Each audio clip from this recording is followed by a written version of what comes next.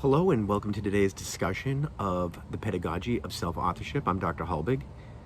Today, we're going to be talking about some of the concepts that I go over at the very beginning of the book. The very first section is called the purpose, and this is where I sort of talk about the historical imperative of metacognition.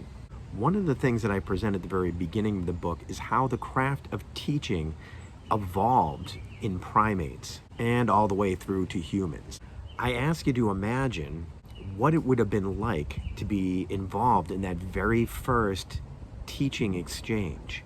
What would that first teaching moment have been like?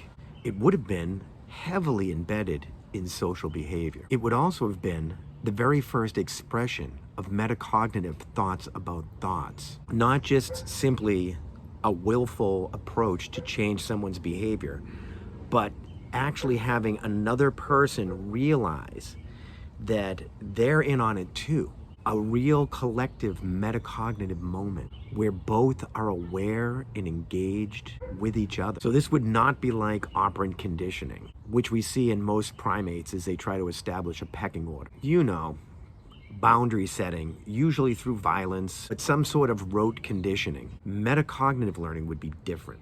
The teacher would become aware of the ideas that they're trying to express, and the other person would become the student as soon as they realized that they needed to start trying to figure out what this person was trying to express.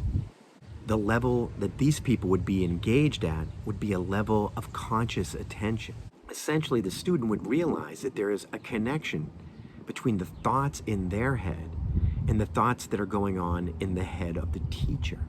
The better they saw this meta relationship, the better they would be able to pick up the ideas expressed.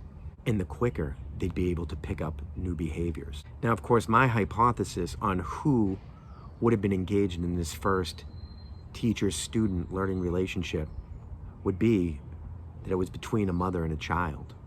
And it's interesting to think that the human reproduction process, with its sort of one baby at a time formulation, would have led to more opportunities for mother and child to form these kinds of metacognitive interactive bonds.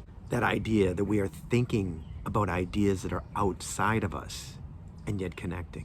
Mothers that were able to form this connection with their babies would be able to communicate survival information to their children that would give them a definitive advantage